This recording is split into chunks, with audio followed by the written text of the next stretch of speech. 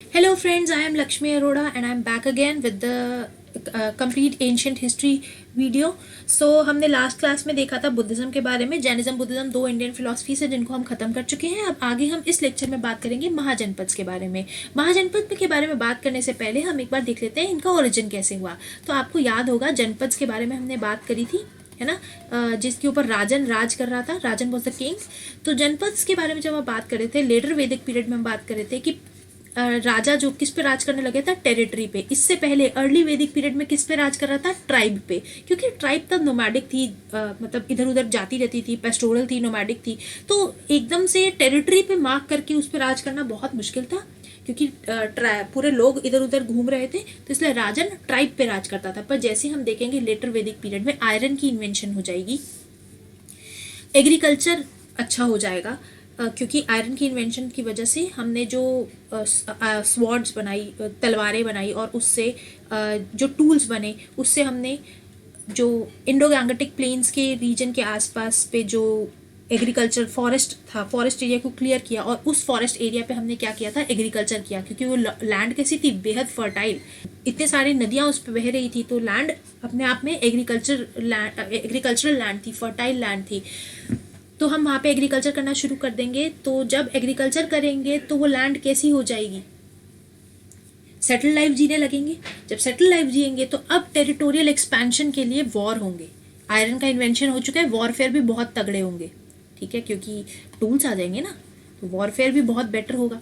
जब तो जनपद से क्या बनेंगे, महाजनपद. कॉन्क्वेस्ट बढ़ जाएगी ना, टेरिटोरियल कॉन्क्वेस्ट बढ़ जाएगी. इसके अलावा आप देखोगे रिलीजियस और पॉलिटिकल एडवांसेस भी होंगे. पॉलिटिकल एडवांसेस कैसे, किंग बहुत पावरफुल हो जाएगा. रिलीजियस एडवांसेस कैसे, ब्राह्मण जो कल्चर है, ब्राह्मणिज्म और बढ़ेगा. इसके बाद हम देखेंगे धीरे धीरे करके बुद्धिज्म और जैनिज्म भी आने लग जाएंगे, ठीक है.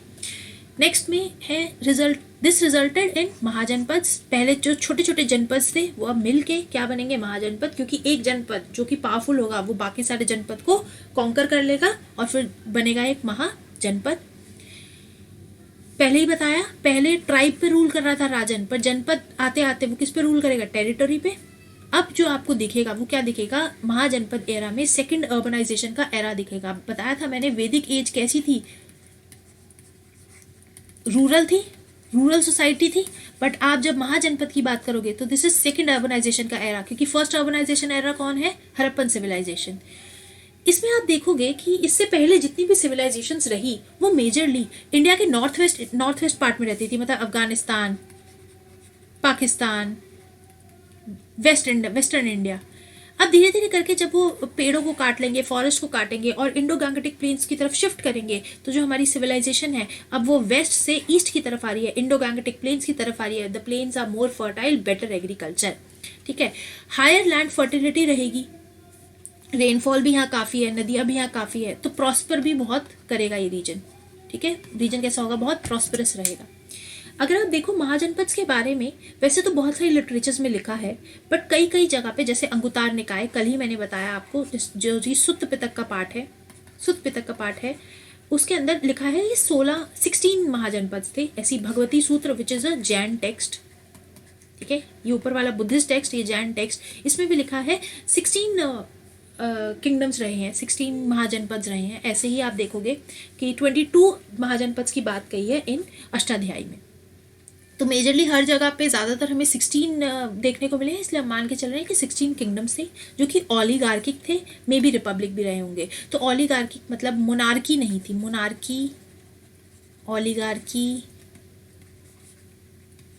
में क्या फ़र्क है. मोनार्क मतलब एक सिंगल किंग, ऑलिगार्की मतलब ग्रुप मिलकर राज कर रहे थे. तो मेजरली आप जगह पे देखोगे कि ऑलिगार्की थी, ग्रुप मिलकर राज कर रहे थे, ठीक है. और कई कई जगह आप देखोगे रिपब्लिक भी था. रिपब्लिक मतलब अपना राजा वो लोग खुद भी चुन रहे थे. तो ये जो जनपद पीरियड आपको देखने को मिलेगा, ये आपको देखने को मिलेगा 6th सेंचुरी से 4th सेंचुरी BC तक. अच्छा, इन महाजनपद के फीचर क्या थे, एक पावरफुल किंग, ठीक है, एक पावरफुल किंग जिसके हाथ में लेजिस्लेटिव एग्जीक्यूटिव और जुडिशियल पावर हो. लेजिस्लेटिव भी इसी के हाथ में, एग्जीक्यूटिव भी इसी हाथ में, और जुडिशरी भी इसी के हाथ में. उसके नीचे एक काउंसिल ऑफ मिनिस्टर्स रहेगी, ठीक है. एक कंट्री रहेगी, एक सिटी रहेगी जो कि फोर्टिफाइड रहेगी. उसके पास अपना ट्रेजरी रहेगा, आर्मी रहेगी, कुछ फ्रेंड्स होंगे और कुछ फोज होंगे, कुछ फैमिली वाले जो राज्य होंगे, कुछ फ्रेंड्स राज्य होंगे और कुछ दुश्मन राज्य होंगे, ठीक है। उसके बाद हम देखते हैं महाजनपद। सो फ्रेंड्स, यहाँ पे कुछ 16 महाजनपद के बारे में जहाँ पे हमने देखा, तो ये कुछ 16 महाजनपद आप देखोगे, इसमें से एक अंग है, अंगा बोल सकते हैं आप इसको। ये एक बार जो मैप है इसको थोड़ा अच्छे से देख लेना, और यहाँ पे आप देख लेना ये सारे राज्य कहाँ हैं। तो देखो ये अंग, ये मगध, ये वृज, ये माला, ये काशी, कोसाला, पांचाल, कुरु पांचाल, मत्स्य, सौरसेना, सीडी, अवंती। तो ये कुछ मेजर राज्य हैं, एक बार इनको देख लेना। इसके बाद हम देखते हैं अंग के बारे में। अंग महाजनपद जो था, ये इसकी कैपिटल चंपा थी। ये अभी के मॉडर्न लोकेशन भी इसमें मैंने मेंशन कर दी है। तो अंग के बारे में आपको महाभारत, एपिक है ना महाभारत, वहाँ से पता चलता है, अथर्ववेद से पता चलता है। तो जनरली आप देखोगे ये जितनी भी महाजनपद है, इनके बारे में जो जिक्र है, इनका जो मेंशन है, आपको वेदास में मिलेगा और एपिक्स में मिल जाएगा, ठीक है। इसके अलावा बुद्धिस्ट और जैन टेक्स्ट में भी मिलेगा, ठीक है। जैसे मगध है, Magadh was a very strong, very powerful kingdom, जिसकी कैपिटल गिरिराज या फिर राजगृह थी। और ये आपको इसका भी लिंक आपको अथर्ववेद में मिल जाएगा। बहुत सारी जैनिज्म और बुद्धिज्म के टेक्स्ट में भी मिलेगा। इनफैक्ट पहली बुद्धिस्ट काउंसिल जो थी वो मगध एम्पायर ने के ही किंग ने ऑर्गेनाइज भी करवाई थी। ऐसे ही Kashi which is in Varanasi, या इसके बारे में आपको मत्स्य पुराण में देखने को मिलेगा। ऐसे ही वत्स, कौशाम्बी जिसकी कैपिटल रही, अभी प्रेजेंट डे इलाहाबाद में है, यहाँ आपको मोनार्कियल फॉर्म ऑफ गवर्नेंस मिलेगी, ठीक है ना। एक मोनार्क था, मतलब एक सिंगल मोनार्क जो था, वो राजा जो था वो रूल कर रहा था। इसके बाद आप देखोगे इसमें ही एक वत्स में ही किंगडम में ही एक राजा था उदयन। उदयन ने बुद्धिज्म को एक स्टेट रिलीजन बनाया, स्टेट में वही रिलीजन फॉलो होगा ऐसा बोला। सौरसेना अगर आप देखो, मथुरा प्रेजेंट वेस्टर्न यूपी में है। तो इस टाइम पे आप देखोगे मेगास्थनीज, ये एक एम्बेसडर था, ग्रीक एम्बेसडर। इसने बताया कि कृष्ण जो थे वहाँ की मथुरा में कृष्ण वर्शिप हो रही थी, ठीक है। उसके बाद पांचाल, कुरु पांचाल रीजन, ये वही वेस्टर्न यूपी, हरियाणा और वो वाले रीजन का है। इसमें आप देखोगे कि कुरु पांचाल में भी रिपब्लिक फॉर्म ऑफ गवर्नेंस थी, मतलब लोग अपना राजा चूज कर रहे थे। पांचाल में पहले मोनार्की थी, बाद में रिपब्लिक में कन्वर्ट हो गया। उसके बाद छेदी या फिर ये जयपुर बुंदेलखंड रीजन में है, इसके बारे में ऋग्वेद में मेंशन है। Similarly Avanti was a major kingdom, major mahajanapada. इसका बुद्धिज्म से बहुत लेना देना है क्योंकि ये उसी एरिया में है। गांधार अगर आप देखो, तक्षशिला अफगानिस्तान, ठीक है ना, अफगानिस्तान पाकिस्तान के वो एरिया में है। इसके बारे में अथर्ववेद में लिखा है। ये इंटरनेशनल ट्रेड के लिए बहुत सिग्निफिकेंट है क्योंकि ये जो हमारा मगध एम्पायर है वो पाकिस्तान अफगानिस्तान पे जाके ख़त्म हो गया था। तो उसके अलावा बाहर जो भी ट्रेड हो रहा था वो गांधार के थ्रू ही हो रहा था। तो गांधार वॉज अ मेजर महाजनपद। उसके बाद आप देखो ये लोग क्योंकि बॉर्डर पे थे उस टाइम के हिसाब से, तो हाईली ट्रेंड थे in warfare. Kamboj which is in Kashmir, present day Kashmir, तो ये वो भी रिपब्लिक ही गवर्नेंस के लिए जाना जाता है। उसके बाद वज्जी विच is in present day Bihar. यहाँ पे आपको बहुत सारे रेसेस देखने को मिलेंगी राजा की, जैसे लिच्छवी और गंत्रिकाज एंड वज्जीज, ठीक है। उसके बाद आपको Malla which is in present day Deoria in UP. यहाँ पे आपको बुद्धिस्ट रेफरेंस में भी कई बार दिखेगा और महाभारत में भी इनका रेफरेंस है। तो चलो ये तो थे 16 किंगडम्स। इनको एक बार देख लेना और इनको मैप में हो सके तो थोड़ा सा मेमोराइज करने की कोशिश कीजिएगा कि कौन सा किंगडम कहाँ पे है। तो मैंने मॉडर्न डे लोकेशन भी लिख दिया और साथ में ये मैप भी है। आप इन दोनों को ही देख के एक बार रफ आइडिया लगा सकते हैं कि कौन सा किंगडम कहाँ पे है। हो सकता है ईस्ट टू वेस्ट ऑर्गेनाइज करने के लिए आ जाए या वेस्ट टू ईस्ट ऑर्गेनाइज करने के लिए आ जाए, है ना। ओके, मूविंग अहेड, महाजनपद के बारे में बात की जाए तो सबसे पावरफुल महाजनपद कौन सा है? मगध। सबसे पावरफुल महाजनपद कौन सा है? मगध। तो इसका रीजन क्या है भाई, मगध ही क्यों सबसे पावरफुल है? तो देखो, सबसे ज्यादा पावरफुल किसी जगह को कोई बनाता है तो होती है उसकी बेसिकली ज्योग्राफी, है ना। जैसे यूरोप भाई इतना पावरफुल क्यों हुआ यार? उसके पास कोल के रिजर्व है।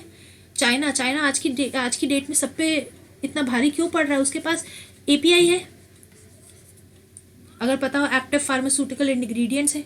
उसके पास रेयर अर्थ मेटल के खजाने हैं, रेयर अर्थ मेटल खूब सारा है, जिसको किसके लिए यूज़ करेंगे, सोलर पैनल्स बनाने के लिए यूज़ कर सकते हैं, और भी बहुत सारे यूजेस है, बट चलो अभी के लिए सोलर पैनल्स।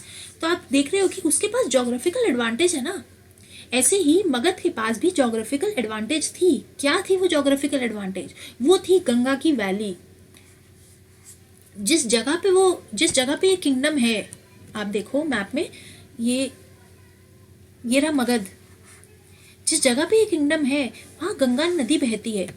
जहाँ पे गंगा बहेगी, जहाँ पे जो गंगा वैली के आसपास होगा, वो किंगडम कितना फर्टाइल होगा, वहाँ पे कितना अच्छा एग्रीकल्चर हो सकता है, वहाँ की सोसाइटी कितनी प्रॉस्पेरस होगी। वहाँ पे तीन नदी, इसके आसपास 3 नदियाँ हैं, एक गंगा, एक सोन और एक चंपा। आप देखो इतना जोग्राफिकल एडवांटेज इसको है, 3 नदी इसके पास है, तीनों तरफ से होती हुई, तो ऑब्वियसली ये तो फ्लरिश करेगा ही करेगा। उसके अलावा कॉपर के और आयरन के ह्यूज रिजर्व्स थे, और इसके पास एम्पल रेनफॉल आती थी, ठीक है, मानसून भर भर के आएगा। उसके बाद इकोनॉमिक एडवांटेज अगर मैं देखूं तो ट्रेड रूट थे, रिवर्स थी, इसकी लोकेशन इस तरह की थी कि इसको इकोनॉमिक एडवांटेज भी था। दूसरा, इन्होंने जो कॉन्क्वेस्ट किए, जो कैप्चर किए, जैसे इन्होंने एक कैप्चर किया था कलिंग पे, तो जब ये कलिंगा पे राज करेंगे, which is present day Odisha, तो क्या इनको सी रूट भी मिल जाएगा।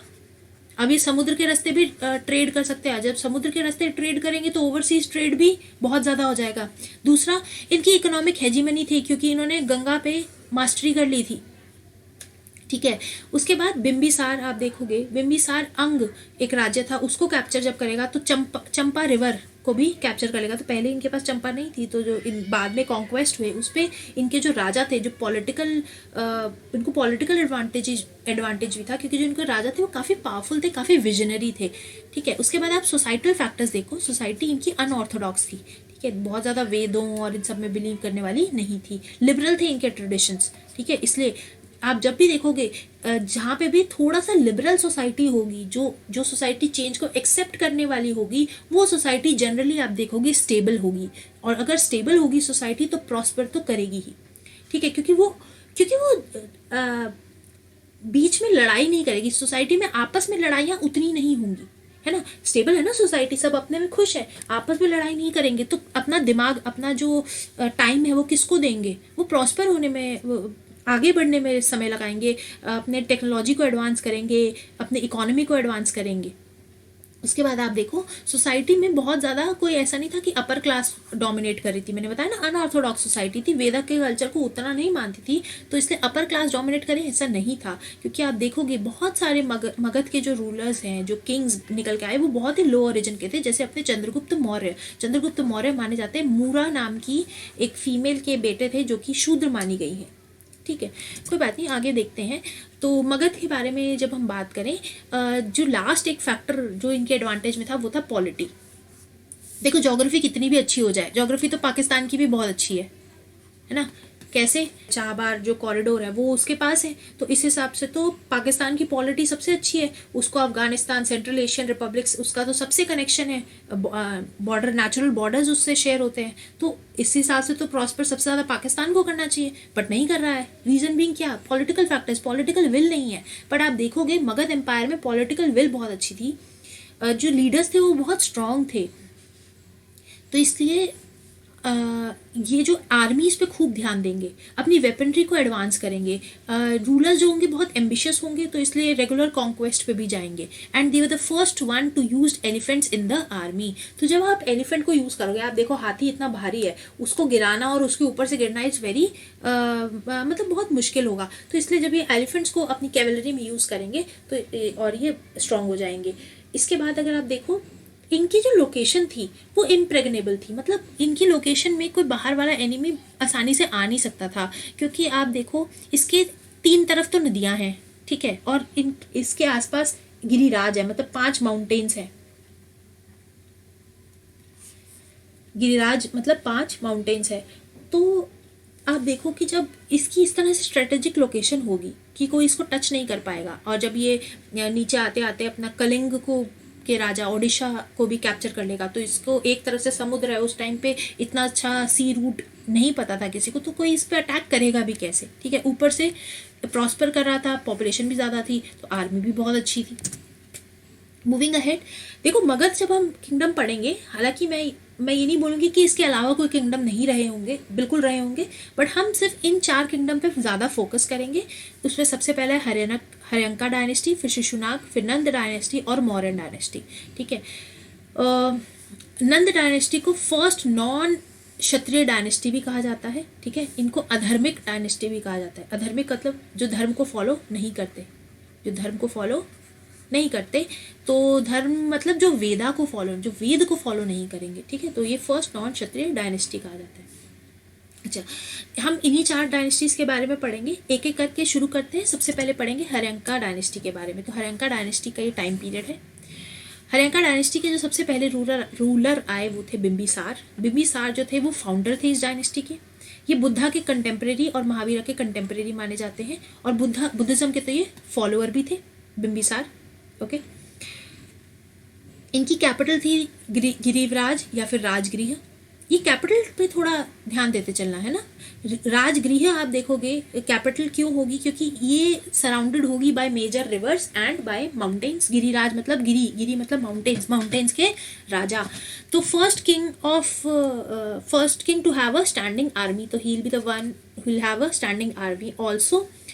वैसे तो ना इनकी अवंती के साथ इतनी ज़्यादा बनती नहीं थी, बट ये ताकि थोड़ा सा फ्रेंडली अफेयर रहे, थोड़ा अलाय बना सके किसी को, तो जब अवंती के रूलर की तबीयत खराब थी तो इनकी एक बहुत फेमस फिजिशियन थे जीवक। ये जीवक को अवंती के रूलर के पास भेजेंगे टू ट्रीट हिम। ठीक है, यहाँ पे आप देखोगे यहाँ से एक नया कॉन्सेप्ट भी शुरू होगा, मैट्रिमोनियल अलायंस का।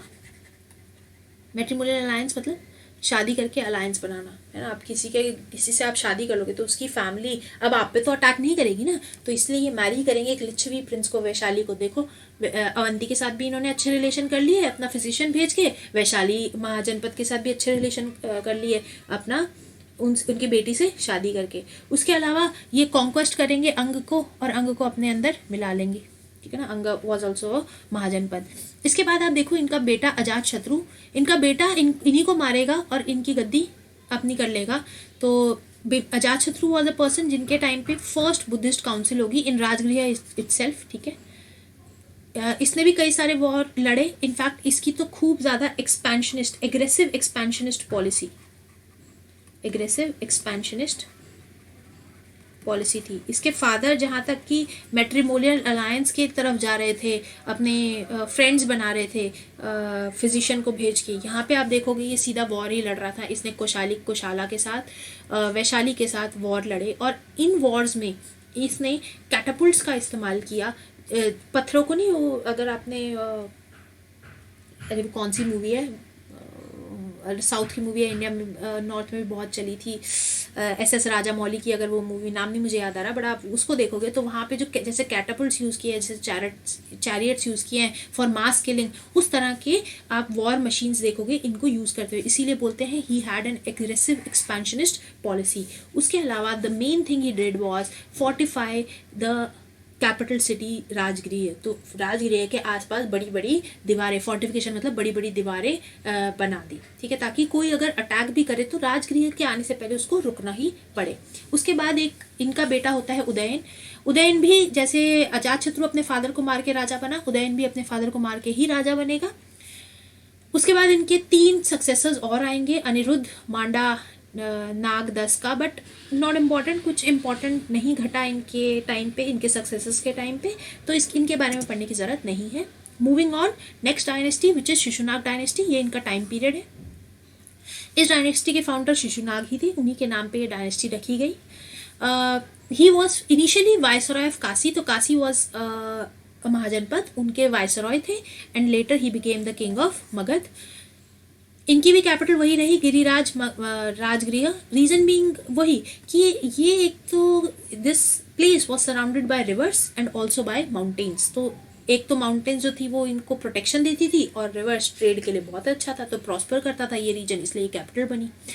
अगर आप देखोगे he was the king to destruct and destruction भी करी और एसिमिलेशन करी अवंती टू मगध। मगध में इसको जोड़ा था अवंती को। इससे पहले अवंती से जब भी लड़ते थे हार जाते थे, तो अब इस वक्त अवंती को अपने अंदर जोड़ा। आप देखोगे कैपिटल को ये बाद में शिफ्ट कर देंगे वैशाली की तरफ। ठीक है, राजगृह को कहाँ शिफ्ट कर देंगे, कैपिटल जो राजगृह थी उसको कहाँ शिफ्ट करेंगे, वैशाली में। इसके बाद आप देखो शिशुनाग का बेटा आया कालशोक। कालशोक को काकावर्ण के नाम से भी जाने जाते हैं। ये वैशाली से फिर से शिफ्ट करके पाटलिपुत्र ले आएंगे, ठीक है। और कालशोक के टाइम पे ही सेकंड बुद्धिस्ट काउंसिल होगी, जो कि वैशाली में होगी। और इस अगर सेकंड बुद्धिस्ट काउंसिल के बारे में अगर आपको याद हो तो यहाँ पे एक डिवीजन हुआ था बुद्धिज्म में, विच इज थरवादिन्स एंड महासंघिकास, ठीक है। उसके बाद एक आध दो रूलर और थे, नॉट इम्पॉर्टेंट, कुछ इंपॉर्टेंट इवेंट नहीं हुआ। तो चलो आगे देखते हैं। इसके बाद आप देखो शिशुनाग के बाद एक और डायनेस्टी आती है which is Nanda dynasty. Nanda dynasty के फाउंडर है Mahapadmananda. He was the first historical empire builder of India, क्योंकि जितना एक्सपेंशन इन्होंने किया उतना इनके पहले किसी ने भी नहीं किया था। इनका ओरिजिन अनक्लियर है कि मतलब ये कहाँ से आए कैसे आए नहीं पता। कई पुराणों में ये लिखा है कि शिशुनाग का जो लास्ट राजा था उन्होंने एक शूद्र वुमेन के साथ मैरिज करी और वहाँ से आई ये महापद्मानंद। जैन और कई ग्रीक टेक्स्ट ऐसे लिखते हैं कि he was a son of a barber and a courtesan. ये अपने आप को टाइटल देते हैं सर्व क्षत्रियंतका एंड एकरत। तो एक्सक्यूज मी,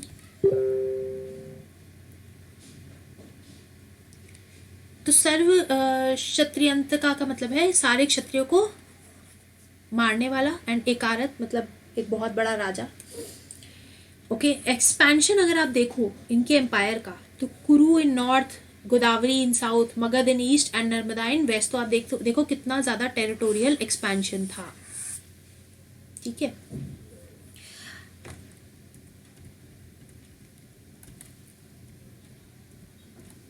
ये देखो कुरु इन नॉर्थ, गोदावरी कहीं इस तरफ पे है ना, और मगध खुद ये रहा और यहाँ तक, मतलब इनका एक्सपेंशन बहुत ज़्यादा था, इसीलिए इनको फर्स्ट टाइम के एम्पायर बिल्डर भी कहते हैं, ठीक है।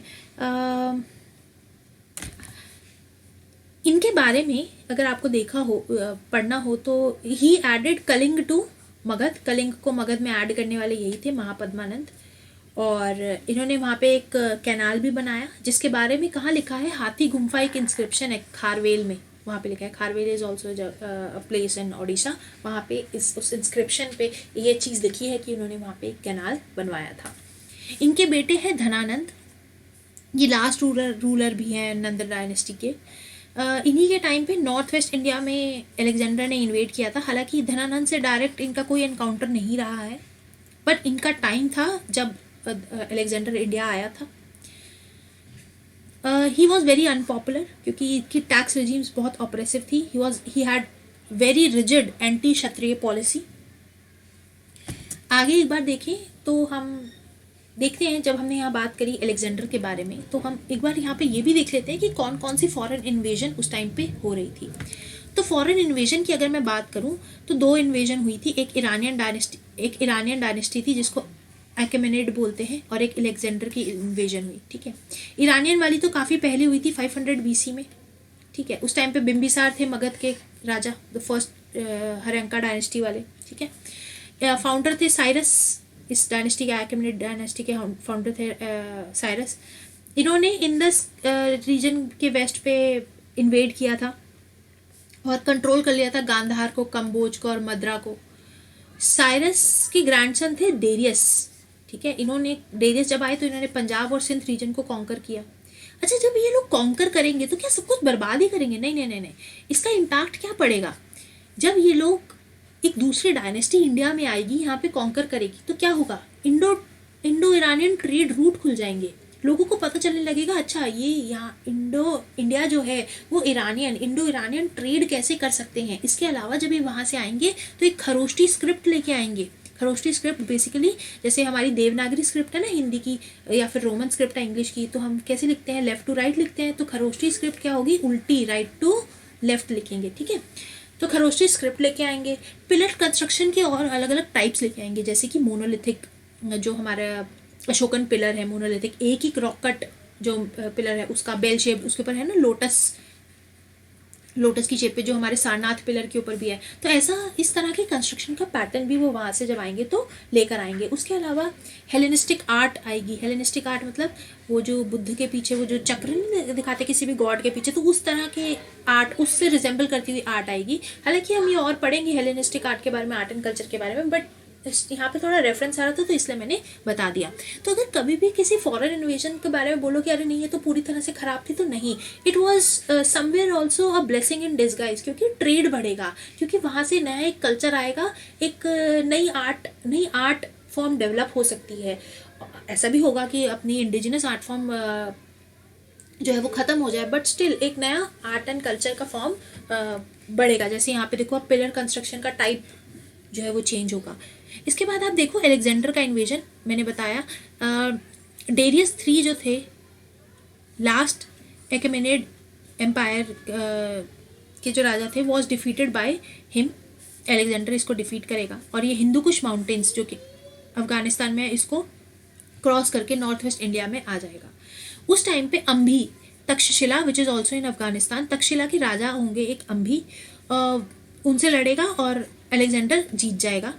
इसके बाद एक झेलम रिवर के किनारे बैटल ऑफ हाइडेस्फिस होगी। ठीक है, झेलम रिवर के किनारे बैटल ऑफ हाइडेस्फिस होगी, जिसमें पोरस नाम का एक राजा होगा। ठीक है, ये कुछ पंजाब वाला एरिया है। पोरस नाम का एक राजा होगा जो कि हार जाएगा अलेक्जेंडर से, बट अलेक्जेंडर उसको उसका राज्य वापस दे देगा बिकॉज ऑफ द ब्रेवरी, क्योंकि वो उसकी ब्रेवरी से इतना खुश हो जाएगा कि उसको वापस वो राज्य दे देगा। इसके बाद आप देखो अलेक्जेंडर की आर्मी जो है अब आगे ब्यास नदी, हाइफेसिस रिवर जिसको ब्यास नदी बोलते हैं, वो उसको क्रॉस नहीं करेंगी, क्योंकि एक तो आर्मी थक गई होगी।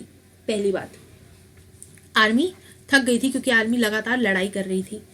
दूसरी बात, जिस रीजन से वो आए थे वो कोल्ड रीजन था। इंडिया में हॉट रीजन है, India generally hot and humid climate के लिए जाना जाता है, तो army was not ready for such harsh conditions, तो इसलिए वो वहाँ से वापस चली जाएगी। जब वो वापस जा रहे होंगे तो रास्ते में ही बेबीलोन नाम की एक जगह है, वहाँ पे अलेक्जेंडर की डेथ हो जाएगी। बट एक चीज़ याद रखना, इनका नंद डायनेस्टी से, हालांकि आए उसी टाइम पे थे जब इंडिया में प्रोमिनेंटली नंद डायनेस्टी थे, पर इनका इनकाउंटर कभी नहीं हुआ नंद डायनेस्टी के साथ। ठीक है, क्योंकि ये कभी भी इंदस रिवर को पार किए ही नहीं, ब्यास नदी को कभी पार नहीं की। उससे पहले ही इनकी आर्मी ने बोला हम थक गए हैं और हमें वापस जाना है।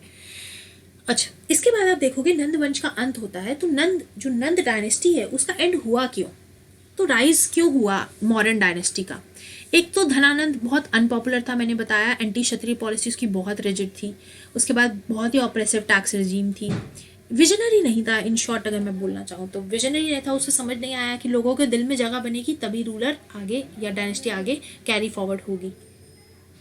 इसके अलावा अलेक्जेंडर जब अटैक करेगा तो पूरे इंडिया में, नॉर्थ वेस्टर्न इंडिया में स्पेशली अनरेस्ट होगा। तो उनको, लोगों को लगता भाई धनानंद इतना पावरफुल रूलर और राज्य को भी नहीं बचा पा रहा किसी और के, तो फिर अनरेस्ट तो होगा ही ना, लोगों का सपोर्ट चला जाएगा, लोगों का विश्वास भी उठ जाएगा। इसके बाद आप देखोगे after Alexander some regions come under the control of Seleucus Nicator. Alexander तो चला जाएगा बट कुछ रीजन जो होंगे वो अपने किसको दे जाएगा, अपने एक मंत्री को, Seleucus Nicator, who founded Seleucid dynasty. ठीक है, अब चाणक्य, अगर आपको ये स्टोरी पता हो तो चंद्रगुप्त मौर्य के आने का भी यही टाइम है, तो चाणक्य जो होंगे वो चंद्रगुप्त मौर्य को सपोर्ट करेंगे और फिर इस सेल्यूकस को हटाने में उसकी हेल्प करेंगे, क्योंकि चाणक्य को क्या चाहिए था, कोई भी फॉरेन इंडियन लैंड पे रूल ना करे। तो चाणक्य को विष्णुगुप्त और इंडियन मकैवली भी कहा जाता है। तो चंद्रगुप्त की हेल्प करेंगे ताकि वो इस जो फॉरेन इन्वेडर है उससे लड़ाई कर सके। जब हम मॉडर्न डायनेस्टी की बात करेंगे तो मैं यहाँ भी बताऊँ बहुत सारे किंग रहे हैं, बट हम प्रीडोमिनेंटली अशोक की बात करेंगे और थोड़े सा चंद्रगुप्त मौर्य, क्योंकि he was a founder, and also Bindusara. Moving ahead, Chandragupta Maurya के बारे में बात करूं तो इनको जो ग्रीक्स एम्बेसडर आए, इनको दो नाम से पुकारते थे, एक था सेंड्रोकोटस और एक था Androcottus. Okay, war with he fought a war with Seleucus Nicator one, he was a successor of Alexander, और उसको हराया। और जो अलेक्जेंडर और सेल्यूकस निकेटर ने काबुल, कांधार, हेरात, ये तीनों रीजन्स अफगानिस्तान पे हैं और ये बलूचिस्तान भी नो पाकिस्तान एरिया में है, तो इन तीनों रीजन्स को वापस कैप्चर कर लिया। इसी टाइम पे ग्रीक एम्बेसडर आएंगे मेगास्थनीज। ठीक है, मेगास्थनीज अपनी बुक लिखेंगे इंडिका। अच्छा, ये जो मेगास्थनीज की बुक है ना इंडिका, ये भी बहुत बड़ा सोर्स है महाजनपद के बारे में जानने के लिए, क्योंकि मेगास्थनीज ने अपनी बुक में काफ़ी अच्छे से डिस्क्राइब किया हुआ है उस टाइम की सोसाइटी को। आगे पढ़ेंगे हम। पॉलिसी ऑफ एक्सपेंशन होगी उस टाइम पे, ठीक है, सारी की सारी कंट्री को एक साथ में लाने की कोशिश की जाएगी। क्या क्या बच जाएगा, थोड़ा सा कलिंग का राज्य, थोड़ा सा संगम डायनेस्टी, ये सब बच जाएगी, बाकी सब कंट्रोल में आ जाएगा। उसके बाद आप देखोगे चंद्रगुप्त मौर्य जो है वो अपनी जो अपनी जो किंगशिप है वो ट्रांसफर करेंगे अपने बेटे बिंदुसार को, और खुद चले जाएंगे श्रवण बेलगोल कर्नाटक में। ये बात हम पहले भी कर चुके हैं, क्योंकि ये जैनिज्म को फॉलो करने लग जाएंगे और फिर साउथ में जाके कर्नाटक में सांथारा को प्रैक्टिस करेंगे। उसके बाद आप देखो बिंदुसार के बारे में, तो बिंदुसार को अमित्र घाट या फिर स्लेयर ऑफ फोर्स भी कहा जाता है, क्योंकि ये एमित्रोकोटस भी कहते हैं इनफैक्ट। क्यों इनको ऐसा कहते हैं, क्योंकि ही वॉज वेरी क्रूअल, ये सीधा मारने काटने वाला ही काम करते थे। इसके बाद ग्रीक एम्बेसडर थे एक डेमाकस, ये एंटियोकस नाम के एक सीरियन किंग थे, इन्होंने अपना एक एम्बेसडर भेजा था इन्हीं के टाइम पे। तो डेमाकस वॉज अ ग्रीक एम्बेसडर। तो जब भी ये एम्बेसडर आएंगे, तो जब ये वापस जाएंगे तो खूब सारी चीज़ें बताएंगे, खूब सारी चीज़ें लिखेंगे। तो इसीलिए हमें बिंदुसार के बारे में कहाँ से भी पता चलता है, तो इनकी राइटिंग से, ठीक है। बिंदुसार अपने ही सन को, इनके कई सारे सन होंगे, उसमें से एक है अशोक, इनको गवर्नर बनाएंगे उज्जैन का, ठीक है ना। इन्होंने अपनी बिंबिसार के टाइम पे मॉडर्न एम्पायर मैसूर तक चला गया था। तो आप देख सकते हैं कितने साउथ में चला गया था, कर्नाटक में मैसूर तक। मैसूर जो है कर्नाटक का लास्ट पॉइंट पड़ता है, मतलब केरला के थोड़ा ही ऊपर है बस। उसके बाद आप देखो ही वांटेड, इनको ऑब्वियसली वहाँ पे जो सबसे बड़ा सन होता है वही तो राजा बनता है, तो इसने भी बोला कि सन सुषमा वो ही इनके किंग बने या इनके उत्तराधिकारी बने, पर ऐसा नहीं हुआ। आप आगे देखोगे कि अशोक अपने सारे ही भाइयों से लड़ा और उन सबको ही मार डाला टू बिकम द किंग। एक जो चीज़ मैं बोलूँगी वो ये है कि ये आजीविका सेक्ट को फॉलो करते थे। देखो ये एक दूसरी फिलॉसफी है जो किसमें बिलीव करती है, नियतिवाद में। नियतिवाद मतलब नियति मतलब यार ये तो लिखा है, प्री डिटर्मिन्ड है, ये तो चेंज ही नहीं होगा, कुछ करने की जरूरत ही नहीं है, नियति में जो लिखा है वही होगा। तो इसीलिए एवरीथिंग इज ऑलरेडी डिटर्मिन्ड, ये पहले से डिटर्मिन्ड है, कर्मा कुर्मा जैसा कोई चीज़ नहीं है। तो ये आजीविका सेक्ट किसने शुरू किया था, मकाली घोसाल ने, and he was a student of Mahavir, ठीक है। ये भी एक अनऑर्थोडॉक्स सेक्ट है, क्योंकि ऑब्वियसली ये तो भाई वेद में छोड़ो, ये तो कर्म में ही नहीं मानता, ये तो बोलता है सब कुछ नियति है, छोड़ दो, कुछ करने की जरूरत नहीं है, मजे करो। उसके बाद आप अच्छा हाँ, एक चीज़ जो यहाँ पे मिस है वो ये है, बिंदुसार वॉज द टाइम जहाँ पे फर्स्ट जैन काउंसिल होगी, ठीक है ना। और उसके बाद अशोक आते हैं, बिंदुसार के बाद अशोक आते हैं, बट आई फील कि अशोक के बारे में हम कल शुरू करेंगे, क्योंकि अशोक के बाद में हम देखेंगे कि मौर्यन डायनेस्टी शुरू हो चुकी है ना। मौर्यन डायनेस्टी शुरू हो गई थी चंद्रगुप्त से, तो चंद्रगुप्त के बाद हमने पढ़ा बिंदुसार। अच्छा, बिंदुसार को बिंबिसार से कंफ्यूज मत करना, बिंबिसार आपका हरंका डायनेस्टी का है और बिंदुसार आपका मौर्यन डायनेस्टी का है। हमने चंद्रगुप्त के बाद मौर्यन डायनेस्टी में बिंदुसार पढ़ा, और अब हम अशोक जब पढ़ेंगे तो जब हम मौर्यन डायनेस्टी के एंड तक जाएंगे तो हम देखेंगे वहाँ की एडमिनिस्ट्रेशन कैसी थी, क्योंकि आप देखोगे इनकी बहुत ही स्ट्रॉन्ग एडमिनिस्ट्रेशन थी। ये लोग के लिए ऐसे ही नहीं बने, इन्होंने इनकी जो political legislative policies, executive policies, judicial policies, ये बहुत ही स्ट्रॉन्ग थी, इसीलिए ये लोग इतने टाइम तक यहाँ पे राज कर पाए और इसीलिए किंगडम की एस्टैब्लिशमेंट भी हुई। तो हम जब नेक्स्ट क्लास में मिलेंगे तो हम अशोक के बारे में बात करेंगे, और उसके बाद फिर हम अशोक के कुछ एडिक्ट्स के बारे में बात करेंगे और मॉडर्न सोसाइटी के बारे में भी बात करेंगे। अच्छा, एक और चीज़, अभी जो हम पढ़ रहे हैं वो हम basically political point of view से पढ़ रहे हैं, इकोनॉमी पॉइंट ऑफ व्यू से पढ़ रहे हैं कि वहाँ के पॉलिसीज़ कैसी थी, इकोनॉमिक जोग्राफिकल एक्सपेंशन किस तरह से हुई। पर जब हम इनके आर्ट के बारे में पढ़ेंगे, आर्ट एंड कल्चर के बारे में पढ़ेंगे, तो अगर आपको ये सब चीज़ें पता होगा ना कि यार कौन सा राजा पहले आया, कौन बाद में आया, तो ये चीज़ पढ़ने में बहुत आसानी हो जाएगी कि किस तरह से आर्ट एंड कल्चर डेवलप हुआ। वरना आर्ट एंड कल्चर एकदम फैक्चुअल लगने लगेगा और फिर समझ ही नहीं आएगा और आप कहोगे कि याद ही नहीं हो रहा, ठीक है। So that's all for today, thank you. कल मिलते हैं और इसको आगे महाजनपद को आगे ख़त्म करते हैं। Thank you.